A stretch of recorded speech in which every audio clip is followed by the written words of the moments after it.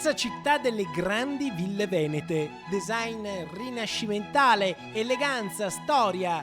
Qui si respira un nobile passato che ha lasciato una sontuosa eredità, come quella di Villa Valmarana ai Nani, una delle mete più raffinate e ricercate dal turismo internazionale. Almeno fino all'inizio di un incubo chiamato Covid, l'epidemia del secolo ha fatto tabula rasa. Deserti metropolitani, serrande abbassate, musei chiusi. Il mondo si è fermato anche qui, in questo angolo di paradiso. In linea con le disposizioni del governo, noi siamo stati chiusi dal 7 di marzo al 19 di maggio. E quando dico chiuso vuol dire che nessuno poteva metterci il piedino in villa. E qui è iniziata una vera e propria via crucis, non solo per questa, ma per tutte le ville venete. Veri e propri monumenti architettonici che vanno mantenuti, sostenuti. Servono investimenti, grandi fondi e l'unico modo per ottenerli è aprire le porte ai turisti, spalancare i cancelli ai visitatori.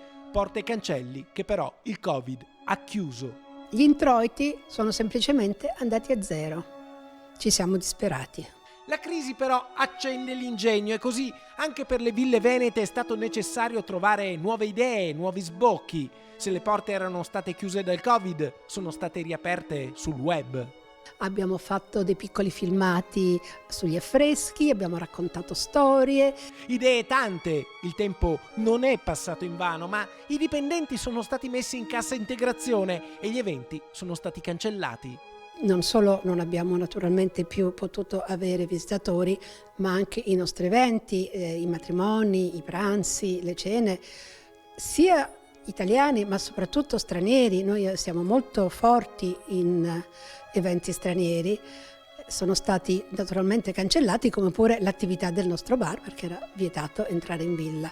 Oggi questa, come altre ville, nel rispetto delle distanze e delle procedure anti-Covid, ha riaperto ai turisti, ai visitatori, agli eventi. Insomma, piano piano si vede la fine di un tunnel lungo e buio. Non abbiamo avuto gruppi, non abbiamo avuto stranieri, ma mi fa piacere di dire che abbiamo appena avuto una prenotazione da parte del liceo Tito Lucrezio Cario di Cittadella per una visita guidata in villa in settembre.